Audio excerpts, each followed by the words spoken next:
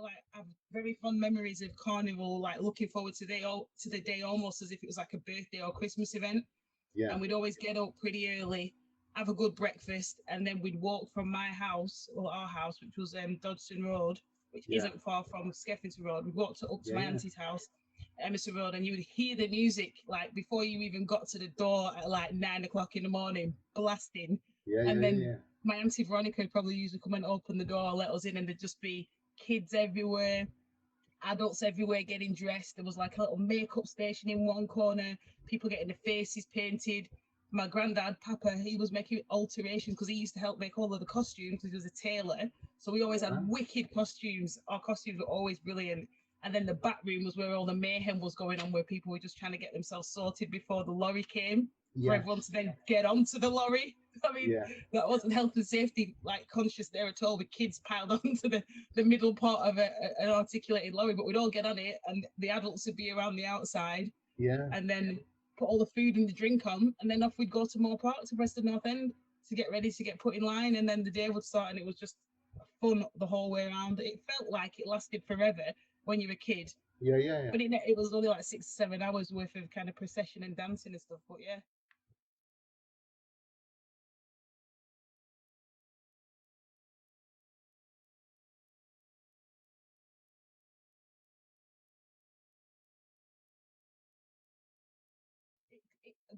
We've had stories before around how, you know, when you're curious as a kid, like how you came to Preston, all that kind of stuff.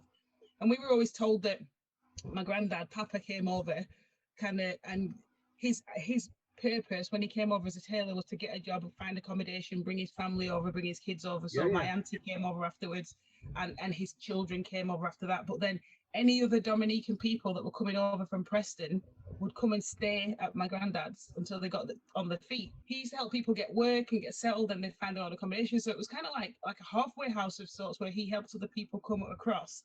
Then when more people were in Preston, you know, the Caribbean Club, I think, was something they were also instrumental in getting together with other people that come from other countries, Trinidad and whatever, to kind of get together and create a social space where they could kind of meet. And that's how the Caribbean Club came to fruition, and also how the Carnival kind of was born in Preston. So yeah, very much kind of influential and kind of, you know, a foundation of Carnival. And as it grew, kind of, that's one of the things that kind of made me think, well, actually, it's a bit of a tradition, really. Like, it feels like even though we're not in it, we should be doing something to try and make sure that it has a legacy, that it continues.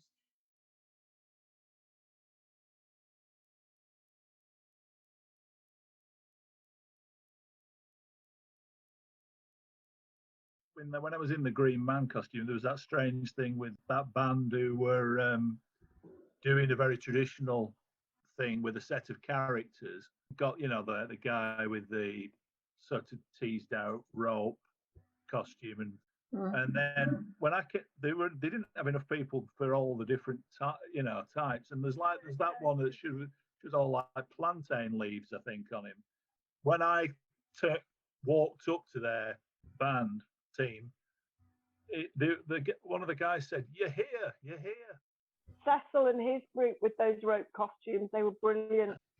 And they had whips as well, but they stopped using the whips after the 80s because they got told off. They used to whip the ground, and then they'd have whipping competitions where they'd whip each other, and it didn't hurt them because the whip just wrapped around the rope, because that was thick sisal rope on boil. They didn't feel it. Admittedly, when they'd had a lot to drink, they could have inadvertently got someone. Yeah, but they used to clear a space, and it'd be really theatrical. I don't know if you remember. They'd be put their arms out, and everyone was oh, it's gonna happen. And then they'd just go bonkers. That's because it stopped by the 90s, and I think somebody banned them. I think it was just one of those things where the committee said you can't do it anymore, or they just stopped doing it. I got involved because I want to bring something different to the carnival, which is Africa culture. I want to bring into something about my culture to involve. That's what made me started it. One of the roots of Carnival is Africa, isn't it? Yes. And but when you were back home, did you get to see carnivals? Oh yeah, yes. I see a lot of carnival with their history. They like to do the history and the colors. That's what made me to wanted to do it interesting. Identify my special way of doing mine. If you look back on my pieces that I do, each one identify the colors and the story of my culture. I'm from Delta. Yeah, Delta in Robo. I came in the 60s. I think I originally met you through Philip Duncan. Yeah, it's Philip that encouraged me to do it. Yeah, it's Philip that said, I have an idea, why don't you bring your culture into it? So he encouraged me to bring out my cultural identity to the carnival.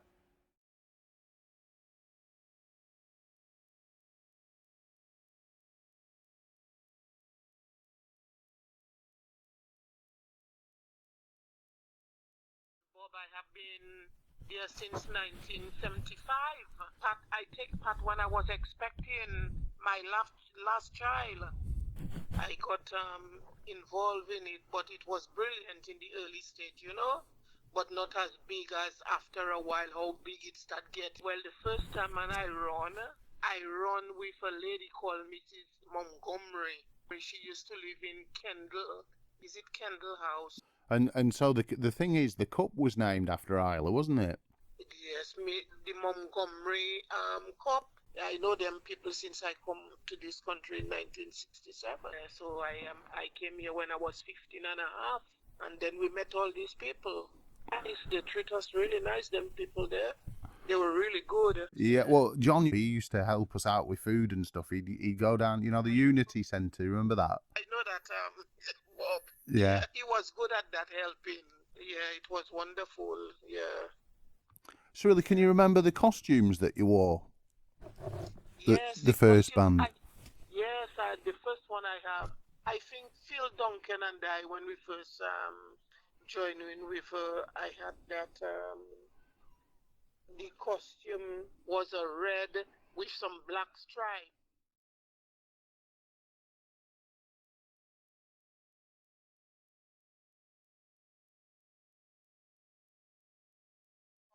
We and I think there is a general the sort of bikini beady glitzy carnival.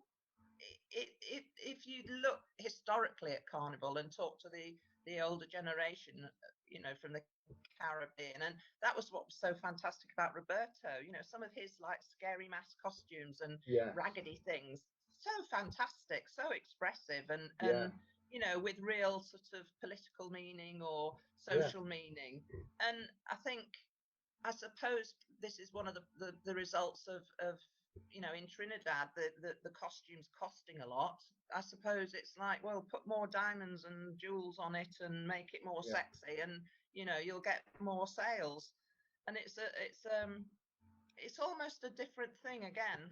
All carnivals linked together, but they've all got different characters, and I think that's one of the unique points about Preston Carnival is it still holds that traditional mass, and it's still really got that what's the word, integrity, I suppose, of its roots, which is great.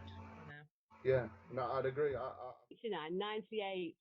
1998. So, and the connection was Ron Clark. Sorry? Yeah. Yeah, Ron Clark. Yeah. Yeah, that's quite interesting because he, being a youth worker, he'd have been up in your area, wouldn't he? That's an amazing connection, that really, because I think that this is what we find with Carnival. This is what I have been finding. One of the things that's come out of this is that it's little connections that have allowed communities in. But it's almost like the benefits gained from partaking in the carnival, Yeah. sometimes aren't, I suppose, really understood in terms of cohesion. Things like cohesion, Yeah. and also making skill development. Mm. So Yeah, a lot of things. I mean, the understanding of where Carnival came from, the stories behind Carnival, getting the kids to think about, what stories they could tell, if you like, about, what was going on, or, whatever themes and things they were. And like I say, working with other people and having a go at things, and not being scared to try things. And it was all that exploration and all that, kind of finding out about how other people worked and, other people's cultures. And it was just a great thing, a thing to have, really. Just so, such a good thing. It kind of, like you say, led to other things.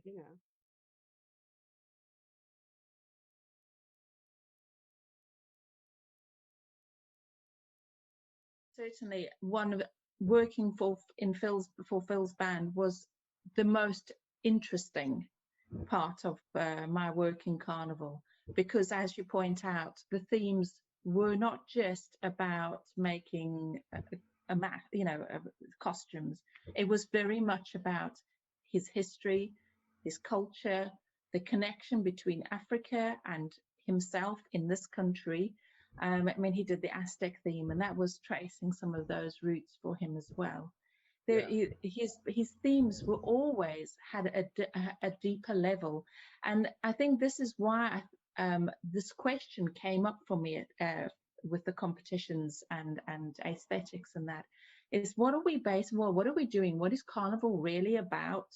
Who's it really for? And why is it? Those were really fundamental questions for me at the time.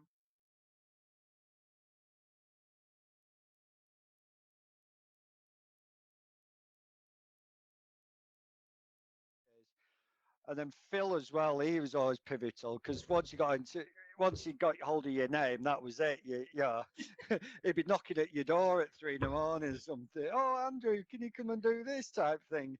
It's like forever. He'd be knocking on my door. Oh, he'll turn up. He'll say, I've got this application funding. Can you fill in the form for me? And it's like, okay. He says, yeah, it needs to be in on Monday, and it'll be like Saturday or something like that. And I'm like, okay, he'll have found some little pocket of money somewhere to get. But there's and then you make friends with other people. We used to all then go out in the evening when I could go out after Carnival without feeling, we'd all go socialise after. It's you've got built a big network of friends. You meet then you get involved in Jalgos, and and then I got involved, the Carnival committee as well. I did 2 years spent on that.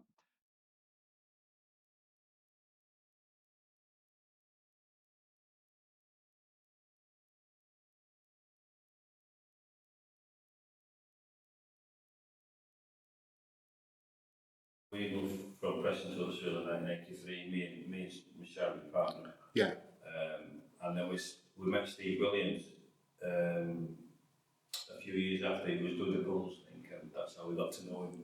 Who's doing the Pools? Yeah, doing the Pools, and he asked us to join, and from there. So you were radicalised by Steve Williams then? Steve had a big crew, didn't he? He could pull people in.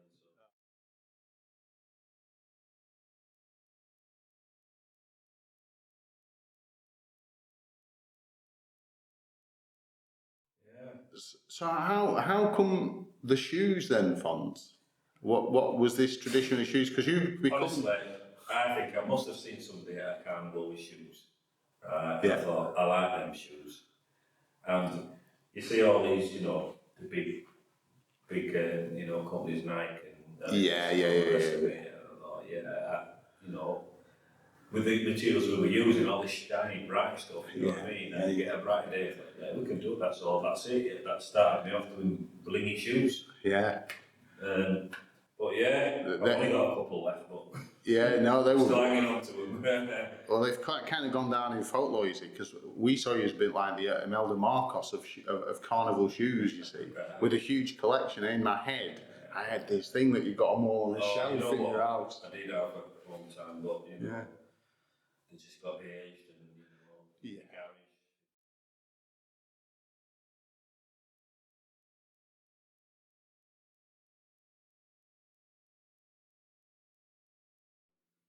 To go to Huddersfield, he was Phil was the first person to tour, really, in a way, wasn't he? He was touring before it became. No, we toured. We toured. You mean you guys toured with because my dad used to run Huddersfield Cleopatra's nightclub. Yeah. And he was one of the people that kind of started the carnival going. In Huddersfield? Yeah, in Huddersfield. Right. The Huddersfield Carnival going. Yeah. And they used to have the odd procession going through town just before it started. Yeah. And I think it was around 1985 they started their carnival. It was a lot longer behind, Preston's. Yeah. And he came and saw ours, and he wanted us to come there. All right. So my dad sorted it all out, and quite a few people around there I didn't, because we made him get skinhead for our sound system to come. He came to Preston. Yeah. I think he did was it the Mystic Africa one he did? I think so. But he had a really heavy, good sound system. Yeah. But they come up to us, and we used to go down there pretty much every year. Yeah. So that was with Steve Williams then? That was with Steve Williams. I think we went down, the first time we went down was with Mystic Africa. Right. And how did you place?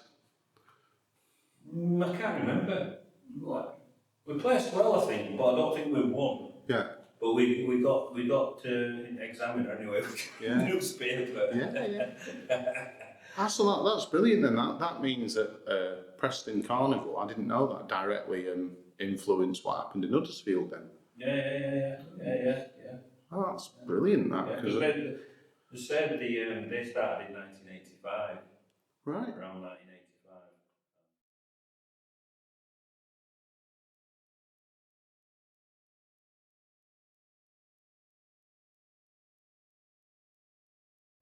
So you were in the first carnival? Yes, I was in 1974. Yeah. Wow. Can you remember what you went as? It was like, but you know how you ever watch Kung Fu Fooey? Hong Kong Fooey, yeah. We had, I think it was what coloured pants now. I think it was golden pants, a red top with the belt round, and band around the head. Yeah, that's right. A bandana he had, didn't he? It was like that. Brilliant. And whose troupe were you in? Can you remember which troupe you were in?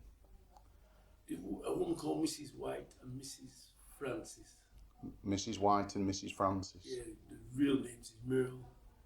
Merle's band. Merlin and how can I forget Mrs. Francis' name? Merle and Olive. Olive.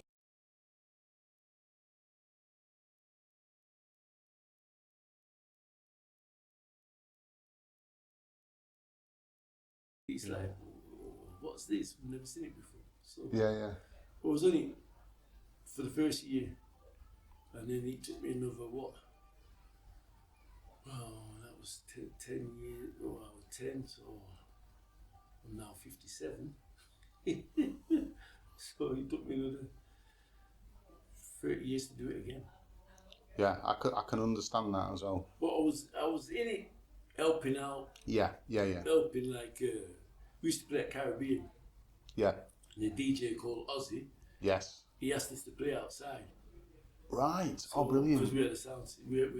We still got a sound system. It's called Phoenix. Phoenix sound system. Yeah, so he asked us to play outside. So we thought, why not?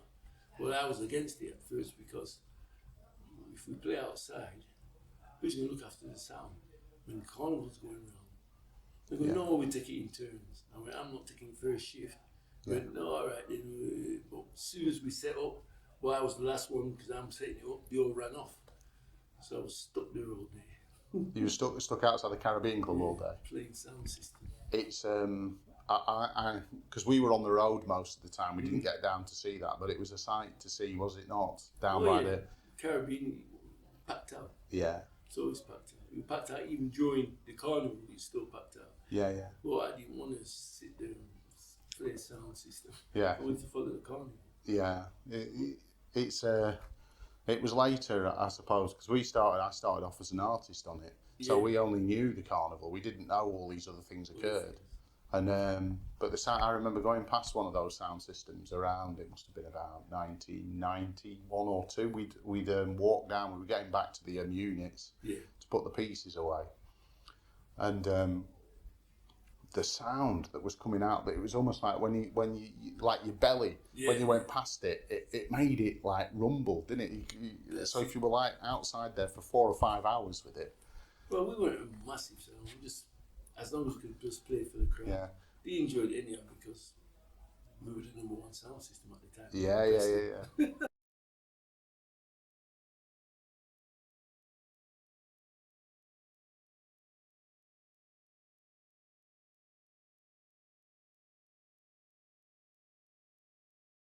So it's definitely in the 70s, in the early 70s when he started. Right.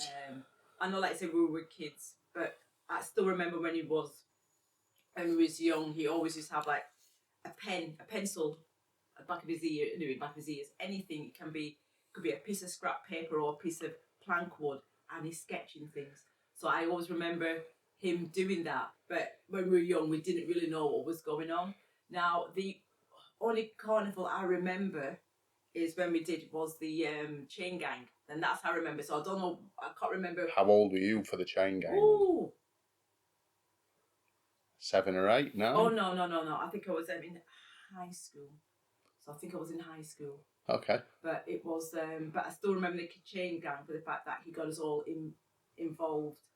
The whole family involved, and he made the cage and everything. So I always remember the sketching. He was making things. He was making this like a cage thing at home, like so it can make it into a jail. And I think my 2 younger brothers, Gary and Roy, was the inside the jail. So I still remember little things like that. But it's how they painted the outfits. So the outfits was made first.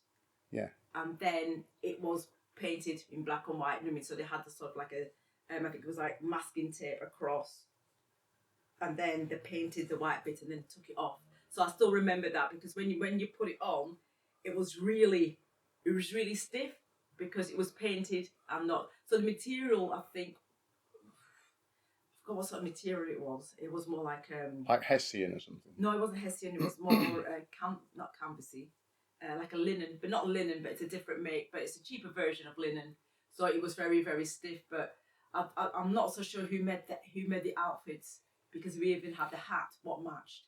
So that was something I still remember.